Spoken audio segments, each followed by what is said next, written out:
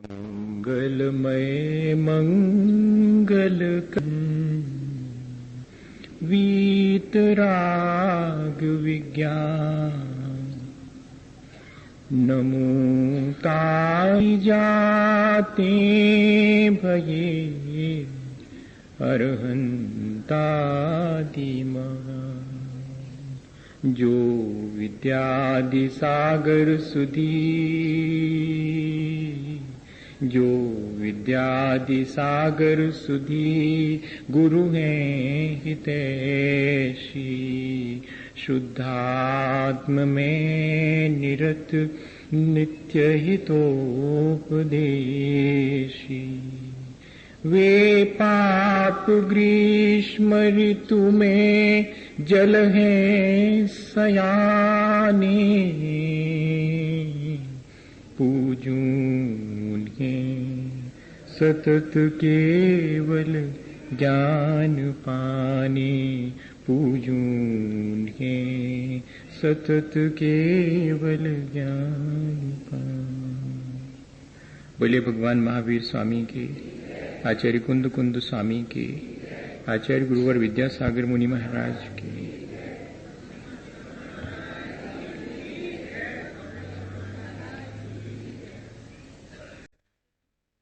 एक संसार जिसे हम अपनी खुली आंखों से देखते हैं और जिसे हम अपने हिसाब, तर्क और बुद्धि से मैनेज करने की कोशिश करते हैं।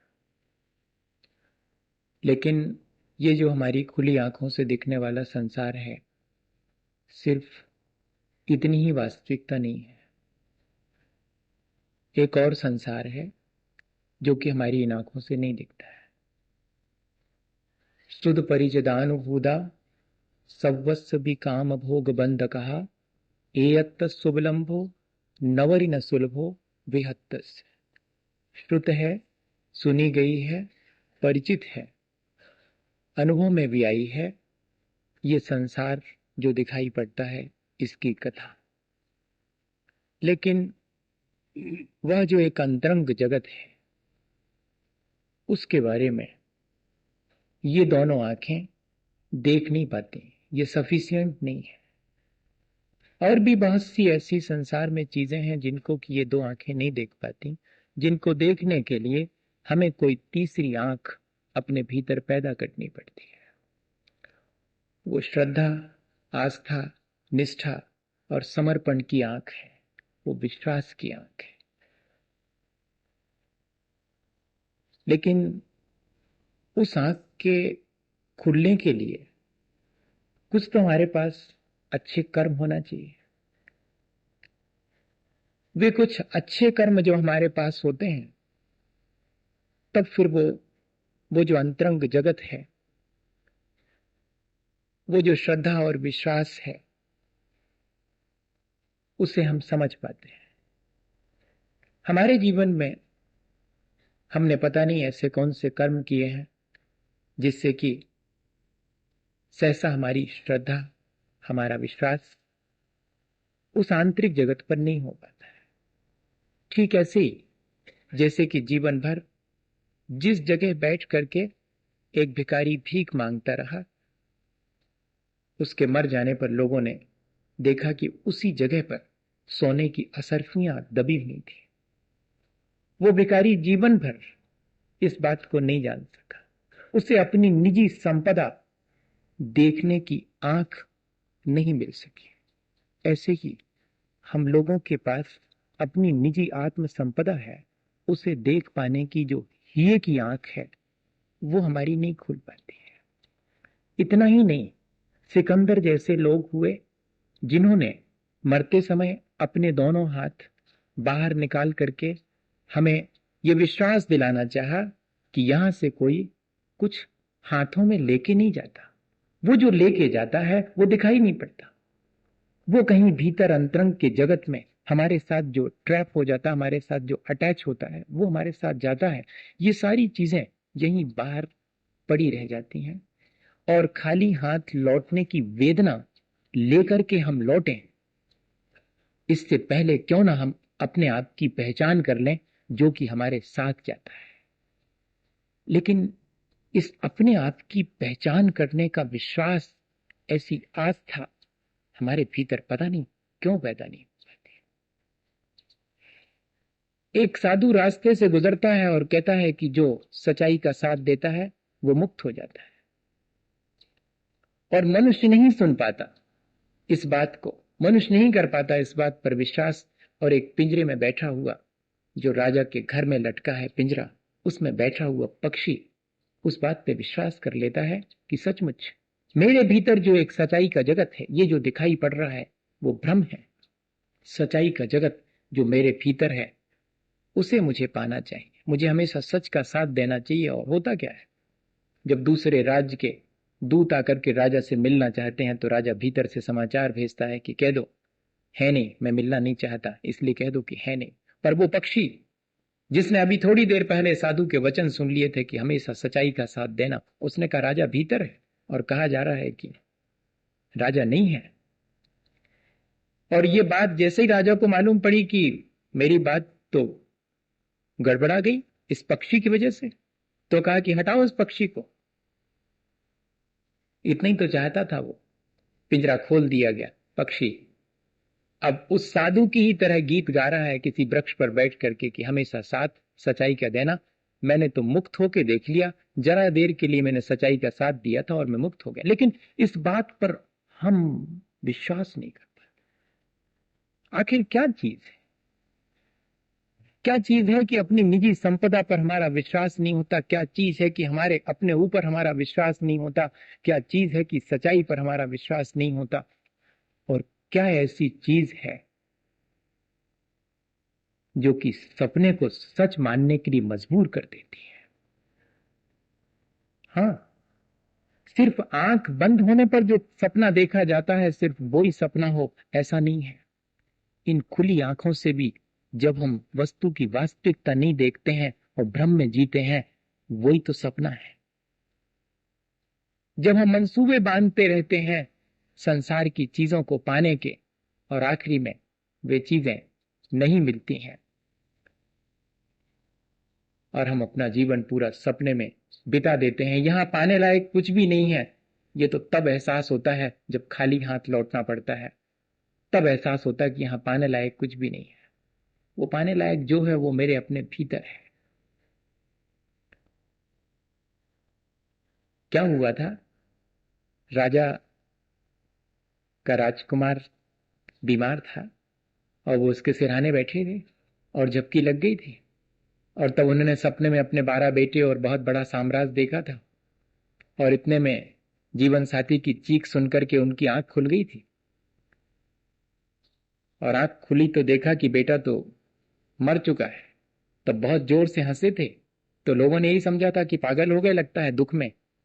लेकिन उनसे पूछने पर कि आप हंसे क्यों, तो उन्होंने कहा कि आज मुझे मालूम पड़ा इस संसार की वास्तविकता यह है कि सिर्फ यहां पर बंद होने पर आंख सपना नहीं दिखता, यहां तो खुली आंख में भी सपने ही हम देखा करते हैं, सच्चाई तो हम देख ही नहीं पाते हैं। क्यों? मैं उन जो 12 बच्चे अभी स्वप्न में जिनको कि मैं बिल्कुल सच मान रहा था, वे मेरे चले गए स्वप्न टूटने पर, उनके लिए रोऊं, या कि जो ये सामने राजकुमार मेरे सामने से मरण को प्राप्त हो गया इसके लिए रोऊं? इसलिए मैं हंस रहा हूं। ये सारी चीजें, ये जो एक हमारा इस संसार को देखने का नजरिया है, इस पर कौन आवरण डालता है, इसे कौन विकृत कर देता है? मेरे ऐसे कौन से कर्म हैं जो मुझे सच्चे देवगुरु शास्त्र पर श्रद्धा नहीं होने देते, जो मुझे 7 तत्वों का श्रद्धा नहीं होने देते, जो कि मेरे जीवन के लिए हितकारी है, उस पर मेरा विश्वास क्यों नहीं बनने देते हैं? जहां जहां भी आत्मा की और मेरे कल्याण की चर्चा होती है, वहां मेरी रुचि क्यों नहीं जागृत होती? वहां मेरा इंक्लाइनेशन और रुझान क्यों नहीं होता? उस संसार के प्रपंच में मेरा रुझान क्यों हो जाता है? इन सब बातों पर कई कई कई बार मन में विचार तो आता है कि आखिर ऐसा क्या किया मैंने कि किसी और को तो विश्वास हो जाता और मेरा विश्वास नहीं जमता, मेरा आत्मविश्वास इतना कमजोर क्यों है? ऐसा हम हमेशा अपने मन में विचार करते हैं। आचार्य भगवंतों के चरणों में बैठे तो वे समझाते हैं कि किसी और ने हमें अविश्वास में डाल दिया हो, हमारी श्रद्धा को खंडित कर दिया हो, या हमें हमारी आस्था को और निष्ठा को नहीं जमने दिया हो, ऐसा नहीं है। हमारे ही अपने कर्म हैं जो हमने अपने लिए मुश्किल में डालने के लिए किए हैं भैया। और कर्मों के बारे में तो ऐसा है कि जैसे कि माँ ने 4 लड्डू बनाए हों और थोड़े थोड़े से दिए 3 लड्डू में से, सो हमने अपना असंतोष व्यक्त कर दिया, पर थोड़ा मन को संतोष भी हुआ कि चलो इतने थोड़े तो गए, भीतर तो गया कुछ। लेकिन उन 4 लड्डुओं में से एक लड्डू पर किसी सर्प ने आकर के विष गिरा दिया है। अब बताइएगा कि वो पूरा लड्डू कोई हमें दे दे तो क्या हम खाना पसंद करेंगे? हमें वो 3 में से थोड़ा थोड़ा ही ठीक है, वो चौथा पूरा भी कोई दे दे तो हमें नहीं चाहिए। ज्ञान पर थोड़ा सा आवरण डल जावे, बाकी तो शयोपसम बना रहता है, सो थोड़ा बहुत जानने में आता है। दर्शन पर थोड़ा सा आवरण पड़ गया है, बाकी थोड़ा सा देखने में अभी भी आ रहा है। मेरे दान लाभ भोग उपभोग की सामग्री में बहुत आवरण पड़ा हुआ है, लेकिन थोड़ा सा तो मुझे अभी प्राप्त हुआ है। ये सारी तीनों चीजें थोड़ी थोड़ी तो प्राप्त हुई हैं, लेकिन एक सबसे ज्यादा खतरनाक है मेरा अपना मोह, जो कि मेरे पूरे जीवन को विषाक्त और विकृत कर देता है। मिलता पूरा का पूरा है, लेकिन वो पूरा का पूरा मेरे जीवन को विषाक्त कर देता है। वो मेरी श्रद्धा को भी विषाक्त कर देता है, वो मेरे आचरण को भी बिगाड़ देता है। दोनों प्रकार का है। मेरी श्रद्धा को विकृत करने वाला, मेरी श्रद्धा को ठीक जगह नहीं जमने देने वाला, बल्कि मेरी श्रद्धा को जहां मेरा अहित है उस पर मेरे विश्वास को जमा देने वाला, और जहां मेरा हित होता है वहां से मुझे रुचि ही जागृत नहीं होने देता। ऐसा भी एक मोहनी कर्म है। और एक मोह की वैरायटी यह है कि वो मेरे अपने आचरण को हमेशा बिगाड़ती रहती है। ये किसने मेरे लिए बांधे होंगे? किसी और ने नहीं। किसी और के बांधे कर्म हमें नहीं भोगना पड़ते। ऐसा होता तो बहुत सी मुश्किलें खड़ी हो जाती, और कई बार लगता है कि नहीं, बहुत आसानी भी हो जाती। लेकिन ये दोनों तरह की चीजें जीवन में नहीं है। जो हम बांधते हैं वही हम अनिवार्यतः भोगते हैं। इसलिए यदि हमारे भीतर श्रद्धा नहीं हो पाती, हमारे भीतर विश्वास नहीं जम पाता, हमारा आत्मविश्वास, अगर हमारा सेल्फ कॉन्फिडेंस नहीं है, तो इसके मायने हैं कि हमने कोई ऐसा दुष्कर्म किया है जिससे कि हमारे भीतर श्रद्धा की रोशनी जागृत नहीं हो पाती। और वो कौन सा कर्म है, वो कौन से परिणामों से मेरे भीतर संचित होता है, ये जान लूं, ताकि आगे उस कर्म को ना करूं, जिससे कि मेरी श्रद्धा मजबूत हो सके, जिससे विश्वास जम सके, जिससे कि मैं अपने आत्मविश्वास को बढ़ा करके अपना उद्धार कर सकूं, अपना कल्याण कर सकूं। केवली श्रुत संग धर्म देवा वर्णवादो दर्शन मोह। मेरी दृष्टि को, मेरे नजरिए को प्रभावित करने वाला, सिर्फ प्रभावित ही नहीं, मेरे नजरिए को बिल्कुल विकृत कर देने वाला दर्शन मोह है। और सारा खेल इस संसार में दृष्टि का ही है।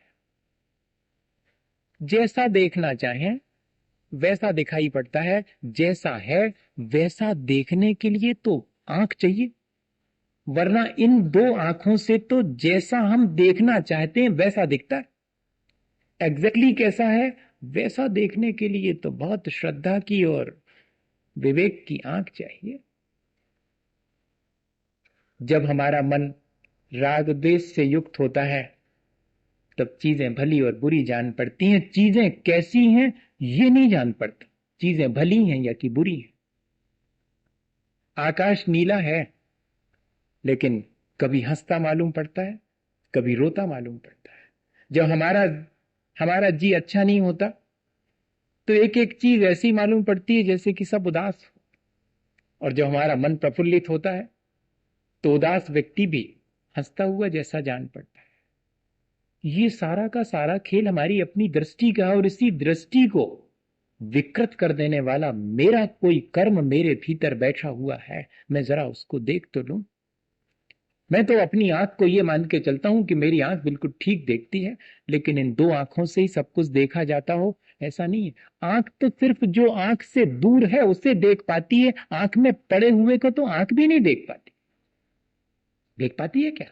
आंख तो एक दूरी की चीज, जो हमसे जितनी चीज दूर है और हमारी आंख की सीमा में है वो हम देख पाते हैं, पर आंख के अत्यंत निकट हो और आंख में ही पड़ी हो कोई चीज तो नहीं दिखाई पड़ती। हम अपने आप को नहीं देख पाते हैं और बाकी सारी दुनिया को देख पाते हैं।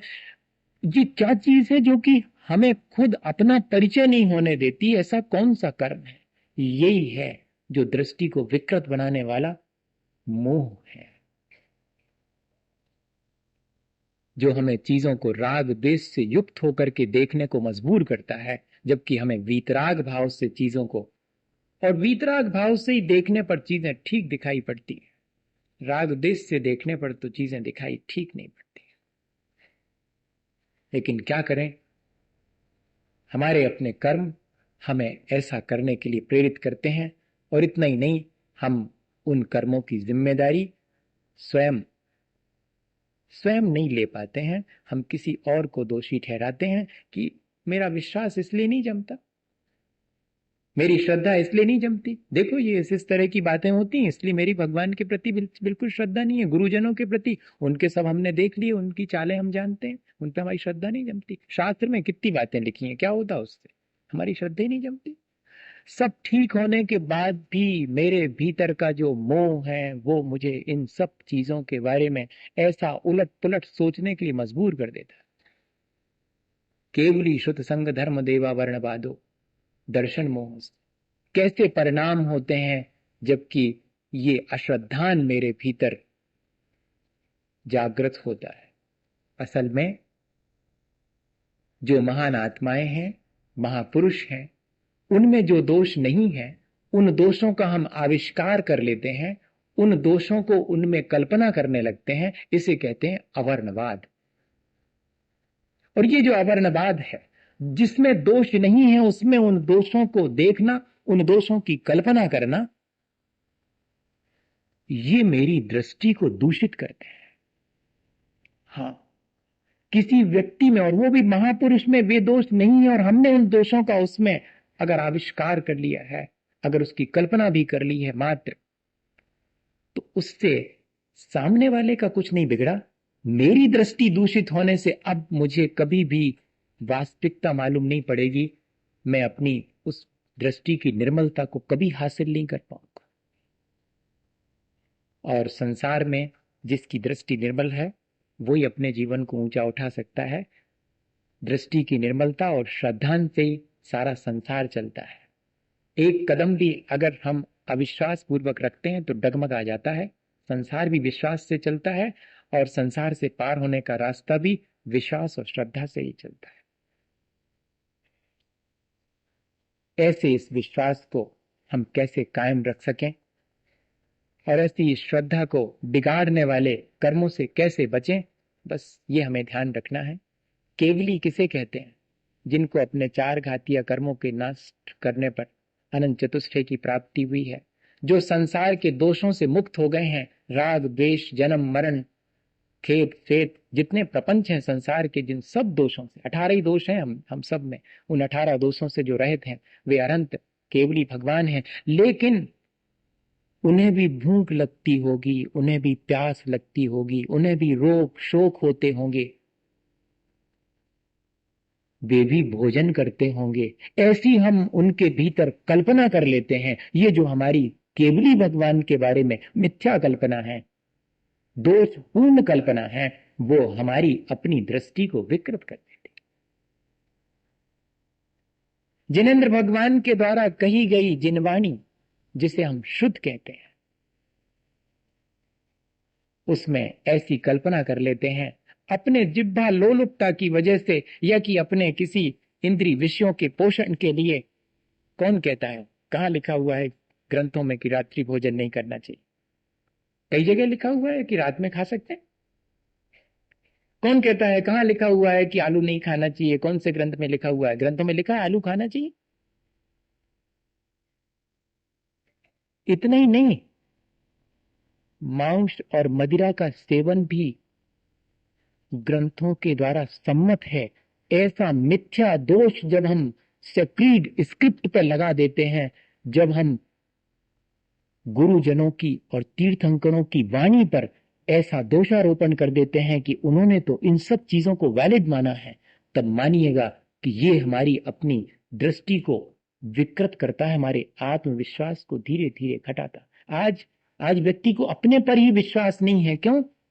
क्योंकि जिन पर हमें विश्वास करना था उन पर ही हमारा विश्वास नहीं है, तो अपने ऊपर विश्वास कैसे जागृत? हमने तो अपनी विषय कथाओं के पोषण के लिए उन सब चीजों में भी तब्दीली कर दी और अपने मन मुताबिक उन चीजों में वे चीजें शामिल कर दी। ऐसे तुत का आवरणवाद ये मेरी दृष्टि को विकृत करता है। बहुत सावधान रहने की आवश्यकता है। मेन स्क्रिप्ट में मिक्सअप करना, अपनी दृष्टि के अनुरूप अपने राग द्वेष से प्रेरित होकर के, वो हमारी ही दृष्टि को विकृत करेगा और कुछ नहीं होगा। दूसरे का तो बिगाड़ होगा ही, अपना खुद का भी बिगाड़ होगा। इसलिए कभी भी ऐसा प्ररूपण नहीं करना। एकांतवाद दूषित समस्त विषयादिक पोषक अप्रशस्त, रागादि कुमतिन कृत श्रुताभ्यास, सो है कुबोध बहुदैन त्रास। कभी भी ऐसा नहीं करना, ऐसा प्ररूपण नहीं करना जिससे कि विषय कषायों का पोषण हो, और वो भी धर्म के नाम पर। बहुत सावधानी की, जिससे वैराग हो, जिससे कि संसार से पार होने का रास्ता मिले, वो ही कहना। क्योंकि हमारे कल्याण करने वाले गुरुजनों और तीर्थंकरों ने वही कहा है। वे कभी हमें संसार में भटकाने वाली चीजों में लगने के लिए प्रेरित नहीं करेंगे। लेकिन क्या करें, हमारी अपनी लोलुपता, हमारा अपना स्वार्थ, उनके माध्यम से हम अपनी बात को कह देते हैं। इससे क्या होगा, कल के दिन हमें फिर निर्मल दृष्टि नहीं मिलेगी, निर्मल ज्ञान नहीं मिलेगा। हमारी दृष्टि हमेशा विकृत ही बनी रहेगी, क्योंकि हमने दूसरे जो निर्मल चरित्र था उसमें दूषण लगा दिया। जो निर्मल वाणी थी भगवान की, उसमें हमने दूषण लगा दिया। अब कभी हमें सच्ची वाणी का स्वाद नहीं मिलेगा। बहुत सावधानी की आवश्यकता है। केवली शुद्ध और संघ, संघ किसे कहते हैं? मुनियारी का, श्रावक श्राविका, चतुर्विध संघ है, संघ समूह है, सज्जनों का समूह ही संघ है। उन सज्जनों पर जो कि अपने आत्म कल्याण में लगे हुए हैं, वास्तव में जो सज्जन हैं और अपने आत्म कल्याण में लगे हैं, उनकी बात कह रहा हूं। अकेला वेश धारण कर लेने से कोई सज्जन नहीं होता, न कोई साधु होता। जो अंतरंग में साधुता को अपना चुका है, उसकी उस साधुता को न देख करके ये कहना कि अरे इनके पास खुद ही तो खाने पीने को नहीं है, खुद ही तो शरीर पे कपड़ा लगता नहीं है जी, अब ही तो संसार में दुखी दिखाई पड़ रहे, आगे का इनको सुख मिले। ऐसा मिथ्या आरोपण अपने मन में कल्पना कर लेना, इससे क्या होगा? इससे हमारी ही दृष्टि विकृत होगी।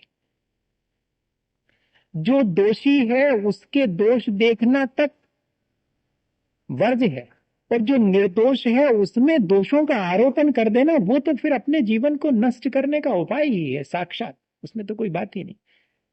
वो जो दोषी है वो तो अपने दोषों से स्वयं नष्ट हो रहा है, लेकिन हम जो निर्दोष है उसमें दोषों की कल्पना करके अपने अपने पतन का उपाय स्वयं कर लेते हैं। बहुत सावधान रहना चाहिए।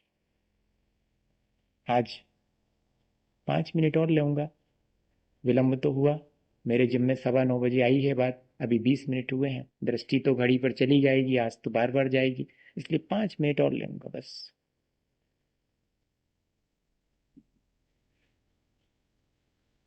तो केवली श्रुत और संघ, इन तीनों में दोष कैसे लगा देते हैं हम, और कैसे अपनी दृष्टि को विकृत कर लेते हैं। और फिर संघ के बाद धर्म और देव, ये 2 और बचे। धर्म कौन सी चीज है? धर्म के मायने है अहिंसा, धर्म के मायने है वीतरागता। धर्म तो सूरज की रोशनी की तरह है, जितना हम खिड़की खोलेंगे, दरवाजा खोलेंगे, हमारे तक भीतर आएगा। वो किसी की बपौती नहीं है। अहिंसा किसी की बपौती है क्या? धर्म इतना व्यापक और इतना विशाल है, लेकिन ये कह देना कि जितने लोग इस अहिंसा धर्म का पालन करते हैं, इस वीतरागता का पालन करते हैं, वे सब मर करके खोटी जगह जाते हैं। बताइए।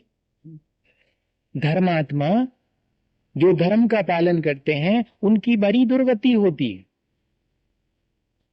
अब बताओ। और अहिंसा में धर्म नहीं है, धर्म तो हिंसा में है।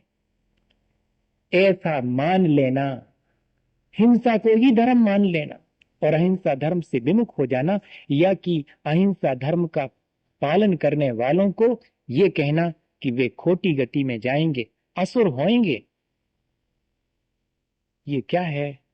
ये हमारी अपनी, अगर हमारी श्रद्धा नहीं जम पा रही है तो ध्यान रखना हमने ऐसा ही उपद्रव किया होगा अपने जीवन में, आज भले ही हम अच्छे हैं। हाँ, ये किया होगा, इसलिए हमारा विश्वास, हमारी श्रद्धा दृढ़ नहीं हो पाती। हमें दृष्टि की निर्मलता, जिसको सम्यक दर्शन कहते हैं, जिससे कि संसार से पार हुआ जाता है, वो चीज नहीं मिलती। मेरे अपने खोटे कर्म भी मुझे देखना चाहिए। आज अगर वर्तमान में जो हम कहते हैं कि हमारा सेल्फ कॉन्फिडेंस जरा लूज हो जाता है, जरा आत्मविश्वास बताने की कोई, बढ़ाने की कोई प्रक्रिया तो बताओ। किताबें निकल रही हैं, मिलियंस आप मिलियन किताबें बिक रही हैं इस बात के लिए कि आप अपने फेथ को, आप अपने पॉजिटिव एटीट्यूड को कैसे मेंटेन करें, अपने नजरिए को कैसे बदलें और अपना आत्मविश्वास कैसे बढ़ाएं। क्योंकि सक्सेस के लिए तो पहले नंबर जरूरी है कि आपको आत्मविश्वास होना चाहिए। और उस आत्मविश्वास के लिए क्यों कम हो गया आत्मविश्वास, क्यों आत्मा में रुचि कम हो गई, उसके लिए मैंने कौन से खोटे कर्म किए थे, इस पर विचार करना चाहिए। मैंने अहिंसा को धर्म मान लिया होगा, मैंने अहिंसा का पालन करने वालों की दुर्गति हो जावे ऐसा ऐसा विचार किया होगा। इसलिए आज आज मेरा अपना विश्वास मेरे ही ऊपर नहीं है। और देव, देव किसे कहते हैं? स्वर्ग के देवों को देव कहते हैं। जिनेंद्र भगवान को भी देव कहते हैं, लेकिन स्वर्ग के देव भी देव कहलाते हैं। जिनेंद्र भगवान के बारे में, अनंत भगवान के बारे में, वीतरागी भगवान के बारे में तो दोषों की कल्पना करनी ही नहीं चाहिए। यहां तक कि जो स्वर्ग में रहते हैं देव, उनके बारे में भी मिथ्या कल्पना नहीं करनी चाहिए। क्या कल्पना करते हैं कि ये जो देवी देवता हैं ये तो मांस खाते हैं, शराब पीते हैं, सुरापान करते हैं, और देवांगनाओं का निरंतर जो है भोग करते रहते हैं। उनको वही चाहिए, सुरा और सुंदरी चाहिए, ऐसा कह देते हैं। यदि हम ऐसी कल्पना कर लेते हैं उन देवों में, ध्यान रखना अत्यंत सुंदर होते हैं, मंद कषाई होते हैं, परिग्रह धीरे धीरे उनका कम होता जाता है। गति शरीर परिग्रहाभिमान तो हीना, उसमें से अधिकांश तो सम्यक दृष्टि होते हैं। और उन पर हम ऐसा दोष लगा दे कि वे सुरापान करते हैं, मांस का भक्षण, भैया उनके तो मानस आहार होता है, कंठ में से अमृत झर जाता है, बस इतना ही है। लेकिन हमने कौन सी ऐसी कल्पना कर ली, ऐसी मिथ्या धारणाएं हम बना लेते हैं। वे मिथ्या धारणाएं हमारे जीवन को, हमारी दृष्टि को दूषित करती हैं। ये तो ठीक ऐसा है, दृष्टि की निर्मलता और दृष्टि की विकृति तो ऐसी है भैया कि अपन को जो चीज अपने राग देश से रुच जावे उसी को अपन सही मानते हैं, और जो अपने लिए नहीं रुचती सो उसको अपन सब मिथ्या करार कर देते हैं। मुश्किल तो यही है। जैसे कि हमने आपको उदाहरण दिया था कि बिल्ली महारानी सेठ जी के घर पली थी और एक बार विदेश यात्रा पे गई और फिर बाद में लौटी, तो उनका बड़ा स्वागत हुआ कि विदेश से लौटी हैं। उनकी अपनी सहेलियां उनसे मिली और उन्होंने कहा कि कोई संस्मरण सुनाओ विदेश का। तुमने तो वहां पर जो महारानी है उनको भी देखा होगा, सुनते हैं कि उनके मुकुट में तो कोहिनूर हीरा लगा हुआ है, कितना सुंदर होगा, वहां का वर्णन तो करो। तो वो कहती है बिल्ली अन्य सहेलियों से कि सुनो, ये सब वाहियात बातें हैं, क्या रखा है इसमें, वहां पर चूहे बहुत मोटी मोटी है। बिल्ली की आंख से तो इतना ही दिखेगा, बिल्ली की आंख कोहिनूर नहीं जानती, बिल्ली की आंख और कुछ नहीं देखती, उसको तो चूहे देखते हैं। हमारी भी आंख के साथ यही मुश्किल है कि जैसा हम संसार को देखना चाहते हैं, जो हमारी आसक्ति है, वही हम बाहर भी देख लेते हैं। भैया इस आंख को जरा सा दुरुस्त करने की बात है। मेरे अपने कर्म जो मैंने अज्ञानता पूर्वक कर लिए हैं, जिससे कि मेरी आंख पर पर्दा पड़ गया है, मेरी आंख से मुझे ठीक ठीक नहीं दिखाई पड़ता, मेरी आंख में विकृति आ गई है। सो इस वाली आंख का तो डॉक्टर से इलाज हो सकता है, लेकिन वो जो हिये की आंख और भीतर की आंख है उसका इलाज भी हमें करना पड़ेगा। और उसके इलाज के लिए आचार्य भगवंतों ने सूत्र दे दिया कि कभी केवली भगवान के बारे में, कभी जिनवानी के बारे में, कभी सज्जन पुरुषों और साधु जनों के बारे में, कभी धर्म के बारे में, और कभी सामान्य स्वर्ग के देवों के बारे में भी और जो चीजें उनमें नहीं है उनकी कल्पना मत करना, उन दोषों को, उनमें जो निर्दोष हैं वो मत देखना।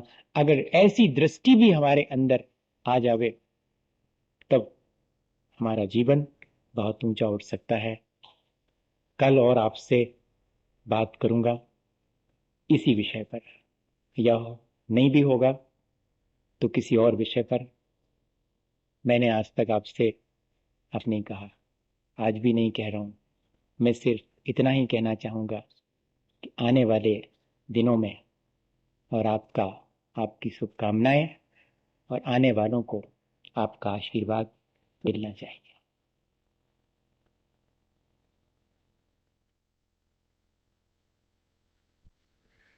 मेरे मन में एक ही विचार है कि हमारे आने वाले आपके ही अपने बच्चे और धर्म के प्रति अपनी दृष्टि को निर्मल रखें। वे धर्म ना कर पाए, लेकिन धर्म अच्छा नहीं होता, धर्म से कुछ नहीं मिलता, कम से कम ऐसी नेगेटिव अप्रोच तो ना रखें।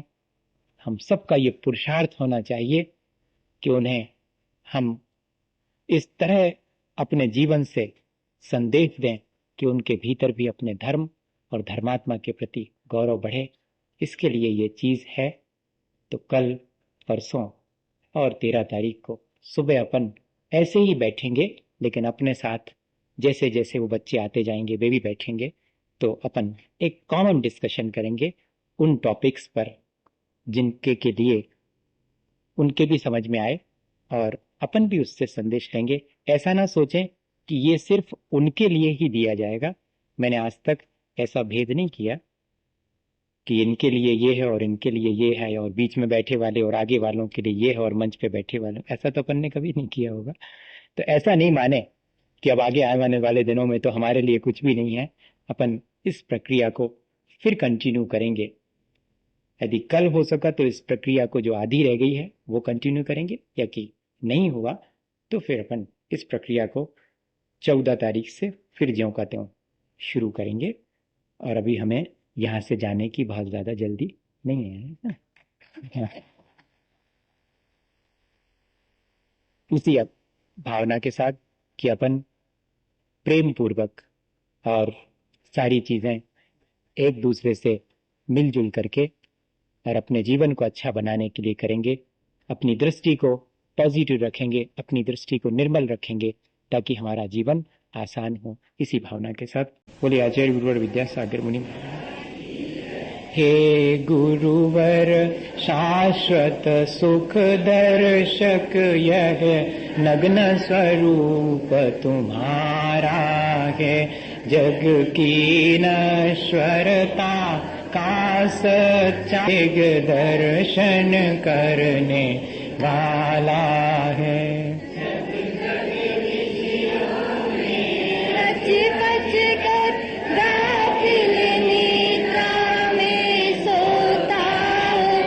अथवा वह शिव के निष्कंटक पथ में विषकंटक बोता हो।